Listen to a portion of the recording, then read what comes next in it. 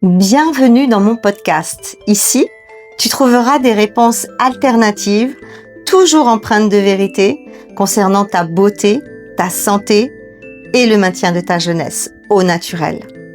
Moi, c'est Carole de l'univers Beautyloge. 38 ans d'expérience professionnelle au service de la beauté et du bien-être des femmes. Je te souhaite une bonne écoute. Aujourd'hui, j'aimerais vous parler d'une substance absolument incroyable que j'ai baptisée l'infirmière du bon Dieu, parce que vraiment, elle a des propriétés incroyables. Alors, tout le monde connaît l'argile verte, bien entendu. Rien de nouveau sous le soleil, mais est-ce qu'on connaît véritablement sa puissance d'action thérapeutique? Alors là, je ne suis pas vraiment sûre parce que moi-même, j'ai redécouvert l'argile il y a quelques années et j'avoue qu'au fur et à mesure des expériences, à chaque fois, je suis bluffée. Alors, déjà, l'argile, c'est naturel. À la base, les textes sacrés disent que nous avons été faits par le Créateur à base d'argile. Déjà, vous vous rendez compte, c'est une matière première qui fait partie de l'histoire de la Genèse. Donc, ça m'encourage d'autant plus à aller m'y intéresser, plus pour la symbolique qu'autre chose. Donc, on connaît l'argile, on sait que elle est extrêmement soignante pour tout un tas de problèmes dermatologiques, notamment l'acné. Mais ce qu'on sait beaucoup moins, c'est que elle a une capacité de régénération absolument incroyable. Alors, qu'est-ce qu'on trouve dans l'argile? Dans l'argile, on a de l'alumine et presque 50% de silice. Et c'est véritablement ces deux composés-là qui vont faire quasiment des miracles. L'alumine va optimiser la cicatrisation et la régénération des tissus cutanés, ou même des tissus humains, qui peuvent être tout autres que le tissu cutané, puisqu'on va voir tout à l'heure qu'on peut aussi la prendre en interne et que ça va réparer les tissus en interne. Mais la chose qui est la plus extraordinaire, et surtout par les temps qui courent, c'est que l'argile est un véritable piège à virus, un piège à bactéries, un piège à microbes, et qu'elle est capable véritablement de capturer tous les germes qui n'ont rien à faire dans nos systèmes, tout en gardant complètement saines toutes les cellules alentour. Et ça, c'est juste incroyable, quoi. Et elle a cette capacité, ce pouvoir d'être capable de faire le distinguo entre ce qu'il va falloir évacuer et ce qu'il va falloir régénérer. Donc, il y a véritablement une intelligence thérapeutique dans l'argile verte, enfin dans toutes les argiles. Moi, je vous parle d'argile verte parce que c'est celle-là que j'utilise le plus. Donc, j'aime parler uniquement de ce que je connais, mais bien entendu que il y a un nombre incalculable de différences d'argile. Chaque pays va avoir son argile spécifique, chaque région de chaque pays va encore avoir une autre argile très spécifique qui est relative à la qualité du biotope, qui est relative à tout un tas de choses. Mais en tout cas, quelle que soit l'argile qu'on va utiliser, on est sur quasiment un actif qui va être quasiment autonome, c'est-à-dire que si vous ne savez pas pourquoi vous avez mal, prenez de l'argile, elle va aller faire son petit tour organique et métabolique et elle va réparer tout ce qu'il y a à réparer sur son chemin. Et ça, c'est juste incroyable. Moi, c'est surtout ce côté-là de l'argile qui m'a complètement hallucinée. Il y a pas très longtemps, par exemple, j'avais mal au dos, et je ne comprenais pas pourquoi j'avais mal au dos. Enfin, je comprenais pas. On vit juste dans un monde de dingue, avec une influence épigénétique souvent désastreuse, hein, tout ce qui concerne l'environnement. On va pas revenir dessus, on connaît ça par cœur maintenant. Entre le stress interne, le stress externe et tous les facteurs environnementaux auxquels nous sommes soumis, parfois on a du mal à mettre des mots sur nos mots. Et donc voilà, j'avais très très mal dans le bas du dos. J'avais beau faire tout ce qu'il faut faire dans ces cas-là, rien n'allait et j'ai eu l'excellente idée de faire une petite cure d'argile en interne. Et le lait d'argile, de prendre du lait d'argile, je vous expliquerai dans un instant comment ça fonctionne. Et au bout de 2 jours d'absorption de ce lait d'argile, mes douleurs ont complètement disparu. Comme s'il y avait quelque chose qui était là, qui stagnait dans mon corps à des endroits spécifiques, des accumulations de toxines, des accumulations de tout un tas de choses qui devraient pas être dans nos corps, mais qui finissent quand même par y être par 1001 moyens. Eh bien, au bout de 2 soirs d'absorption du lait d'argile, mes douleurs ont complètement disparu. Et c'est vraiment là que je me dis, mais c'est juste incroyable de pouvoir faire confiance à une matière première en l'absorbant tout simplement et en lui laissant faire son travail. Et là, il y a eu une guérison qui a été, en tout cas pour ma part, relativement fulgurante. Alors, step by step. Revenons sur l'argile concernant les fonctions externes. Alors, sur les fonctions externes, sur l'application externe, on connaît très bien l'argile d'abord par rapport au masque.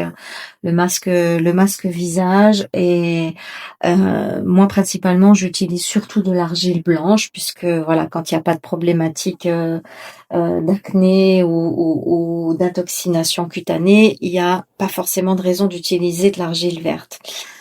Le masque à l'argile, que ce soit en argile verte ou en argile blanche, c'est ce que j'utilise le plus volontiers sur mon visage. Déjà, on est sur un support qui contient une bombe atomique de minéraux. Difficile de trouver une autre matière première qui soit pour la peau aussi reminéralisante que l'argile. Ça, c'est la toute première chose. Donc pour les peaux fatiguées, pour les peaux au bout du rouleau, pour les peaux qui manquent de tonus, pour les peaux qui ont besoin d'un petit coup de fouet, c'est très intéressant de travailler avec le masque d'argile blanche, pas seulement pour l'éclat, mais aussi pour la reminéralisation. Et ce qui est très très important, que ce soit pour l'argile verte, pour soigner une acné ou une peau intoxinée, ou pour l'argile blanche, ou pour l'argile rouge qui va être beaucoup plus douce et on va dire positionnée plutôt pour les problématiques liées au système sanguin, c'est-à-dire les coupes roses, la sensibilité, tout ce qui va relever des trajets coupes roses, des télangiectasies, des choses comme ça. Que quelle que soit la couleur de l'argile, il est impératif de l'utiliser en couche épaisse. Et en couche épaisse, ça veut dire quoi? Ça veut dire qu'on ne doit pas voir la peau en transparence. La plupart du temps, quand je vois les femmes mettre des masques d'argile, qu'est-ce qu'elles font? Elles mettent une jolie petite couchette bien uniforme. Et au final, c'est une couche qui va sécher beaucoup trop vite et en séchant, elle va attirer toute l'eau contenue dans les NMF de la peau, c'est-à-dire toutes ces petites éponges sous-cutanées qui sont remplies en eau et qui contribuent à l'hydratation de l'épiderme. Donc, quand on fait un masque à l'argile qui n'est pas suffisamment épais, si on voit la peau en transparence, le séchage va être trop rapide. Or, là, l'objectif est de faire un masque suffisamment épais pour que l'argile ne sèche pas. Les masques d'argile ne doivent jamais sécher sur la peau. Si vous séchez votre peau, si vous séchez un masque d'argile sur la peau, vous êtes absolument certaine de déshydrater la peau en dessous et c'est tout à fait contre-productif, c'est absolument pas ce qu'on veut. Donc l'impératif de l'utilisation de l'argile sur le visage et sur la peau en général, ça va être de ne jamais la laisser sécher. Et c'est la raison pour laquelle on va mettre un masque qui va être quand même suffisamment épais. Alors on parle pas de cataplasme, comme je vais vous parler tout à l'heure, pour les problématiques externes qui sont plus graves, entre guillemets, qui sont pas des problématiques esthétiques. Là, à ce moment-là, on parlera de cataplasme, et le cataplasme doit avoir au minimum 1 centimètre d'épaisseur. C'est pas le cas pour les masques au niveau du visage, on n'a pas besoin d'1 centimètre d'épaisseur, mais on a besoin de quelques millimètres pour que le masque soit totalement occlusif et que ce ne soit pas une simple petite couche qui permet de voir la peau en transparence. Voilà. On va le laisser poser 5 minutes, 6 minutes, 7 minutes, tout va dépendre du type de peau, tout va dépendre de votre tolérance. En tout cas, on va le réhydrater avec une éponge humide ou un petit vaporisateur d'eau pour que le temps de pause, il n'y ait pas de séchage. Et une fois que le temps de pause est arrivé à son terme, de toute façon on le sent, hein, ça tire, ça va commencer à tirer, même si le masque est sec, on va avoir cette sensation de tiraillement qui, la plupart du temps, indique que c'est bon, c'est le moment, on peut retirer le masque. On va retirer le masque d'abord avec une petite spatule en bois pour pouvoir retirer avec la spatule en bois le plus gros de l'argile, mettre ça dans un papier et le jeter à la poubelle pour éviter d'en mettre trop dans les canalisations parce que l'argile est très grasse et que malheureusement elle va encrasser les canalisations. Et croyez-moi, c'est du vécu quand on se retrouve avec des canalisations encrassées par trop d'utilisation d'argile verte, et bien là on se retrouve devant des problèmes de tuyauterie et c'est pas commode à gérer.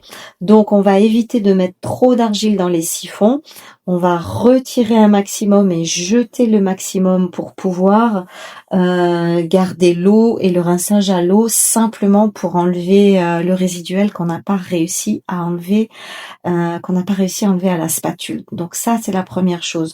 On verra que en faisant des masques d'argile réguliers, notamment avec l'argile blanche, on va aussi raffermir la peau, reminéraliser la peau, lui apporter tout ce qu'elle a du mal à aller chercher ailleurs en extérieur. Et ça, c'est très très très intéressant. Moi, le masque d'argile blanche, je le mets même sur la paupière supérieure pour qu'elle puisse profiter de ce côté tonique, raffermissant, et qu'elle puisse aller agir sur des endroits où tout le monde dit oh là là, faut surtout pas mettre d'argile au contour des yeux. Non, c'est pas vrai. Moi, j'en mets partout au contour des yeux, et le seul endroit où j'en mets pas, c'est les lèvres, parce qu'on est là sur un tissu qui est quand même à mi-chemin entre un épithélium classique et une muqueuse, donc on va pas mettre ça sur les lèvres, c'est ok. Mais par contre, tout le reste, y compris le contour des yeux, moi ça fait des dizaines d'années que je fais des masques à l'argile raffermissants au contour des yeux. Il faut juste ne pas le laisser sécher. C'est là toute la clé du masque de beauté. Voilà. Donc, très intéressant aussi de faire des enveloppements d'argile sur les parties qui commencent véritablement à relâcher, comme les bras, comme l'intérieur des cuisses, vous savez, tous ces endroits où s'installe l'horrible fripaille après 40 ans. Vous savez de quoi je vous parle. Ça fripe, on se rend compte que bah oui, voilà, il y a une perte musculaire, il y a une perte de collagène, ben voilà, c'est ça le vieillissement. Mais il y a la possibilité par tout un tas de petits subterfuges, et l'argile en fait aussi partie, de pouvoir faire des enveloppements de quelques minutes en couches très épaisses et de les poser aux endroits où la peau a besoin d'être soutenue, d'être tonifiée, d'être reminéralisée. Voilà, là c'est toujours pareil, on va envelopper, par contre sur le corps on a la possibilité d'envelopper avec un film alimentaire et de laisser certaines zones comme les bras et l'intérieur des bras et l'intérieur des cuisses pouvoir profiter de cette force de cette force thérapeutique de l'argile qui en externe peut aussi faire des petits miracles. Voilà, toujours pareil, on fait attention d'enlever le plus gros quand on enlève le cataplasme, de façon à faire attention aux canalisations. Voilà. L'argile verte, c'est une petite merveille parce qu'en plus elle est extrêmement riche en magnésium. C'est la raison pour laquelle moi je l'utilise aussi en enveloppement partiel du corps, parce que c'est compliqué de faire des enveloppements total du corps. Donc c'est bien de faire des petits cataplasmes membre par membre et de pouvoir d'abord gérer les problématiques de relâchement au niveau des bras, après au niveau des jambes et ainsi de suite. Voilà pour ce qui est de l'argile en externe. Une petite merveille qu'il ne faut pas sous-estimer. Très souvent, on se met à la recherche de cosmétiques miracles, de soins miracles à droite et à gauche, alors que on a à la maison la possibilité de faire plein de choses. L'argile, ça ne coûte rien. Enfin, ça ne coûte rien. Ça coûte pas grand-chose par rapport à ce que ça peut apporter.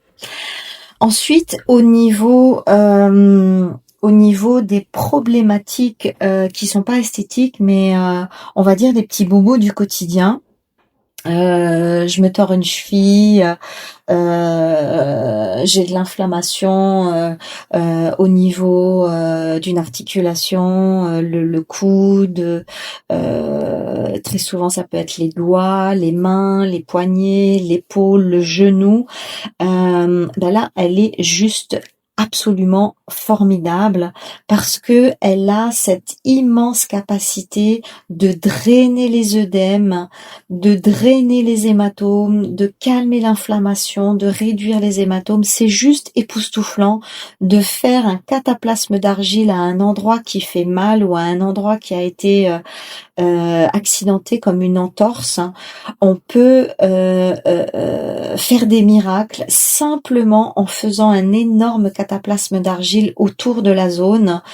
Moi, j'ai toujours mal au cœur quand je vois des gens qui sont là avec des pansements, des médications allopathiques, anti-inflammatoires, des prises de médicaments pour ceci, pour cela, alors que un traitement complémentaire. Alors, je dis pas qu'il faut pas faire ce que le docteur il a dit. Je n'ai jamais dit ça. Mais par contre, on peut utiliser très très intelligemment l'argile sur tous les bobos, sur toutes les douleurs, sur toutes les problématiques, et même chez les petits et même chez les enfants. Quand il y a une bosse, quand il y a un bobo, quand il y a quelque chose qui fait mal, l'argile, c'est véritablement, c'est l'infirmière du bon Dieu, quoi. C'est juste époustouflant de voir ce qu'elle est capable de faire. D'ailleurs, ça n'est pas pour rien si toutes les boues thermales sont si miraculeuses. C'est tout simplement qu'elles contiennent de l'argile.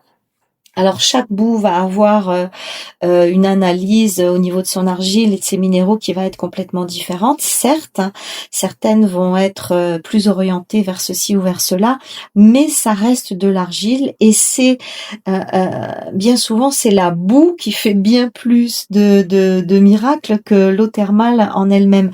Mais on peut aussi dire et considérer que l'argile va véhiculer dans les cellules beaucoup plus facilement l'eau thermale. Donc au final, il va y avoir une conjoncture thérapeutique entre les effets même de l'argile, de la boue et les effets de l'eau thermale. Donc voilà, c'est pas du tout un hasard si les boues thermales sont aussi intéressantes et aussi plébiscitées. Si vous avez la possibilité d'aller vous plonger dans un bain de boue quelque part, surtout n'hésitez pas, c'est un des soins les plus fantastiques qui soient. Et si mes mots résonnent avec toi, sache que mes actions pourront vibrer encore plus. Pour cela, rejoins-moi dans mon Gold Pratique, le laboratoire de la beauté holistique, un lieu unique et tellement transformateur. Le lien est sous la vidéo. Il y a aussi la possibilité de poser l'argile verte sur les plaies. Moi, j'ai eu un cas il y a pas très très longtemps d'une personne qui m'envoie, c'est une des participantes de mon canal qui m'envoie un dimanche matin tout affolée. Oh là là là là là, Carole, qu'est-ce que je peux faire? Mon ami vient de se faire brûler entre les seins.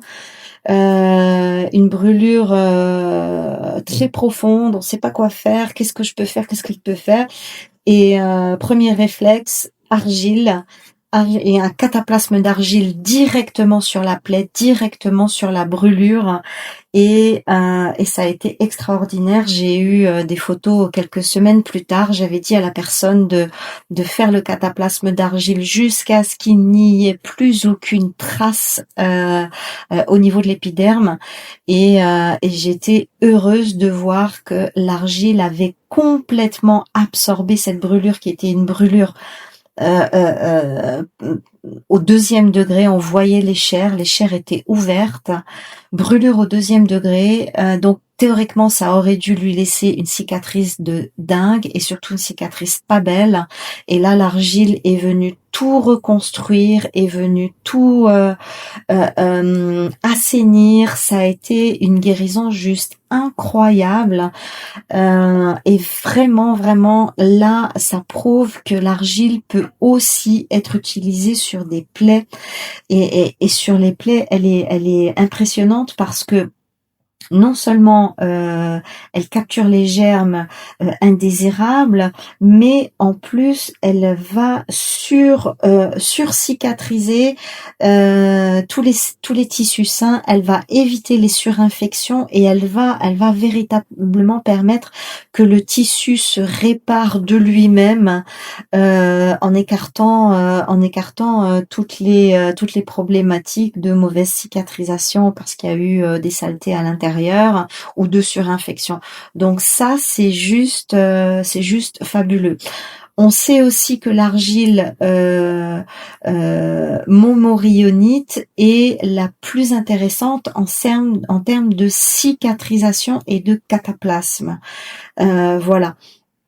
Donc n'hésitez pas. Moi j'aime bien travailler avec une marque. Là je vais faire de la pub gratuite, c'est la marque Argilettes. Ils ont des argiles absolument fabuleuses, très pures, et surtout ce sont des argiles qui sont séchées au soleil et non pas des argiles qui sont séchées dans les fours, ce qui leur enlève à peu près 50% de leur propriété.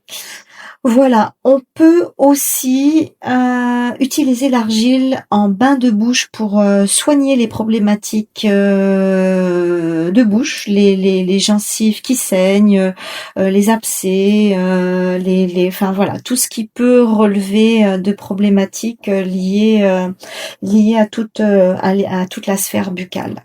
Donc, si vous devez faire un cataplasme, soit vous utilisez une argile qui est déjà préparée et dont la consistance et la galénique sera absolument parfaite pour faire un cataplasme, soit vous utilisez de l'argile en poudre et vous faites vous-même votre mixture. Là, il est très important de faire une mixture avec une cuillère qui sera en n'importe quelle matière sauf du métal, parce que l'argile comporte des charges électriques qui interagissent très très mal avec le métal, donc on ne doit jamais manipuler de l'argile avec du métal quel qu'il soit. Donc on va utiliser une cuillère en bois ou en plastique. Et là c'est très important de faire un cataplasme qui ne coule pas, c'est-à-dire quelque chose de très très très compact comme une pâte à dentifrice. Voilà. Ensuite vous mettez votre cataplasme d'argile d'au minimum 1 centimètre et vous l'emballez dans un film alimentaire et ensuite un petit bandage. Alors, tout dépend de l'endroit. On peut le laisser 1 heure, on peut le laisser 2 heures et on peut le laisser aussi toute la nuit. Donc à vous de voir ce qui est le plus simple à gérer en fonction de l'endroit qui sera à traiter. Et en général, on fait des cataplasmes jusqu'à ce que la problématique, le douleur, l'œdème, l'inflammation, l'hématome soient réduits. Voire disparu. Donc après c'est à vous de négocier et d'être en lien avec votre intuition pour que vous soyez guidé par votre propre intelligence thérapeutique et que vous sachiez plus ou moins ce qui est bon pour vous en vous fiant à cette guidance interne. Voilà. Ensuite, il y a l'autre miracle, c'est le miracle de l'argile en interne. Alors ça, c'est aussi complètement bluffant. Et à ce moment-là, on va faire du lait d'argile. Alors c'est tout simple à faire, le lait d'argile. Le lait d'argile consiste à prendre un verre, c'est-à-dire le verre, la dose qui va être absorbée en une seule fois. On prépare pas du lait d'argile en bouteille et très très longtemps à l'avance. Ça se fait au fur et à mesure. Le lait d'argile consiste à prendre un verre d'eau, prendre son argile verte, la faire descendre en pluie dans l'eau, sans remuer. On va la laisser poser au minimum 20 à 30 minutes. Et au maximum 12 heures. C'est-à-dire que si on a l'intention de la prendre le soir, eh bien, on va déjà la préparer le matin et on va mettre quelque chose dessus, une espèce de petit couvercle par-dessus, et on va laisser l'argile infuser et se marier correctement avec les molécules d'eau. Et puis, on va mélanger le tout et la boire juste avant d'aller se coucher, parce que quand on a par exemple des problèmes de constipation, c'est intéressant de faire ça parce que l'argile va être placée d'une manière complètement différente dans le corps lorsque on va l'absorber et aller se coucher directement après. S'il n'y a pas de problématique de constipation, on peut tout aussi bien la préparer la nuit et la boire le matin au réveil. Et là, on va mettre 1 à 2 cuillères d'argile dans le verre. Et ce qui est très très intéressant, c'est que elle peut aller tout simplement renforcer le système immunitaire. Elle peut aller tout simplement aller ramasser les toxines de la journée. Elle peut aller aussi, et ça c'est juste merveilleux, aller ramasser tous les produits chimiques qu'on a dans le corps et qu'on a pu absorber durant la journée, parce qu'il faut savoir que l'argile verte est un piège à molécules chimiques. C'est un piège à métaux lourds absolument redoutable, et d'ailleurs à un tel point que si l'on a un traitement allopathique, donc chimique, à prendre pour une raison X ou Y, il ne faut surtout pas prendre d'argile tout de suite après.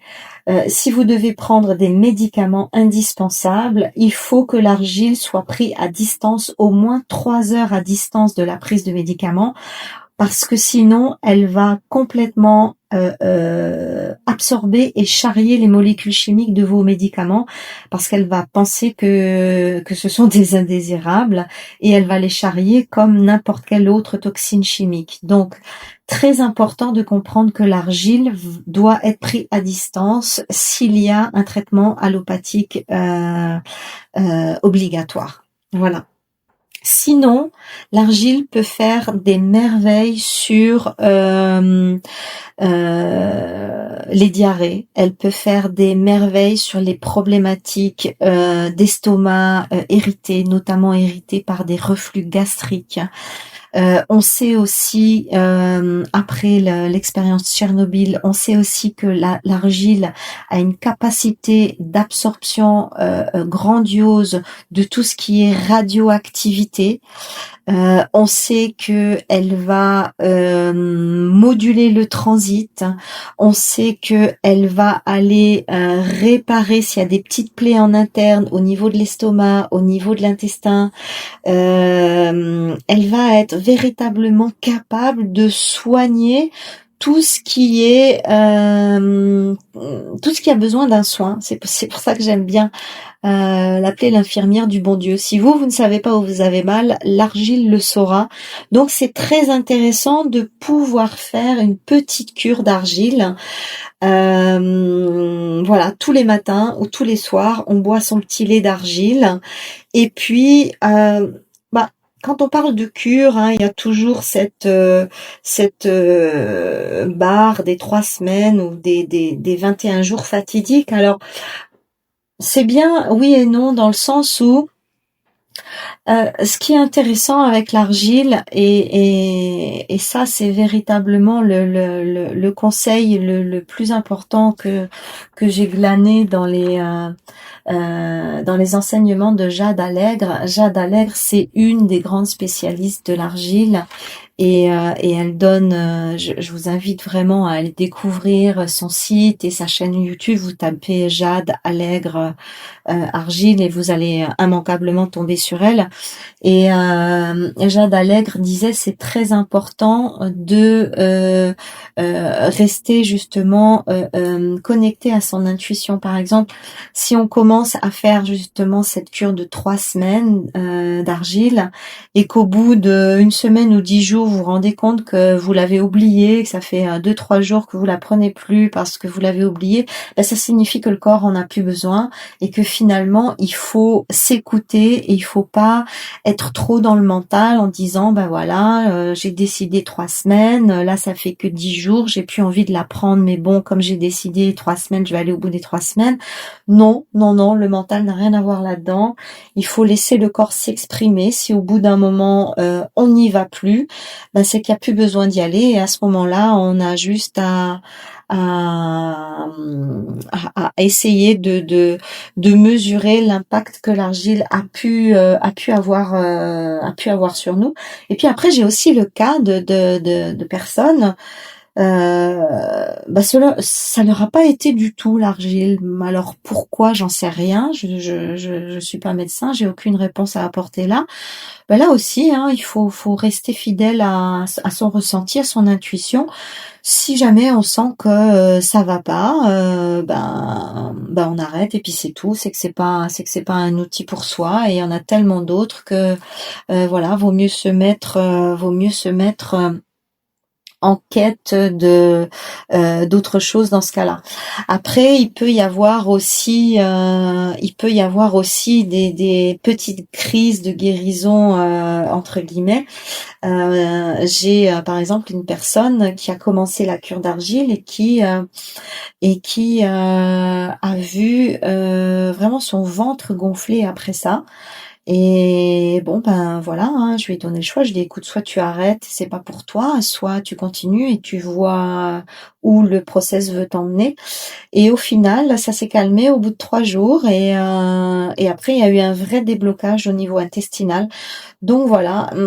Comme l'argile va aussi avoir un impact sur les fluides, sur l'eau du corps, peut-être que parfois elle attire de l'eau à certains endroits où il y a besoin de réhydrater certains aspects du physique. Il y a peut-être certains endroits qui peuvent être en déshydratation et l'argile va apporter de l'eau à cet endroit-là. Puis une fois que l'eau aura fait son office, les choses vont se débloquer. Donc il y a tellement de choses, tellement de possibilités, tellement de trucs qu'on connaît pas dans notre corps, tellement de choses inexplicables. Je je crois que le plus important, c'est que chacun fasse son expérience. Moi, tout ce que je raconte dans mes podcasts, c'est souvent, enfin pas souvent, c'est toujours le fruit de mon expérience. C'est des choses sur des informations, on peut en avoir plein. Mais alors, je crois qu'on n'a jamais vécu dans une époque où l'information était aussi surabondante. Mais ce qui compte, c'est pas l'information, c'est qu'est-ce que vous allez faire de l'information. C'est qu'est-ce que votre expérience à vous va vous donner comme piste d'amélioration, comme piste de guérison, comme piste d'amélioration. Et comme je dis toujours dans mes cours, ne me croyez pas sur parole. Faites véritablement vos expériences. Vos expériences sont les plus importantes, véritablement. Alors, une petite chose encore. Je vous ai parlé de l'argile verte montmorillonite pour tout ce qui est en externe, mais en interne, c'est une autre qualité qui est fabuleuse, c'est la qualité illite. D'ailleurs, elle a un goût phénoménal. On boit ça vraiment comme du petit lait. Après, on peut boire toutes les argiles, il y a aucun souci là-dessus. Mais en termes de goût et de travail thérapeutique, la qualité illite, I2LITE, est véritablement, en tout cas, moi celle que je préfère, celle que j'utilise et celle qui m'accompagne quasiment au quotidien. Alors au quotidien, pourquoi? Parce que voilà, avec cette période de Covid, bon, même si on commence tous à savoir qu'on est en train de se faire manipuler et que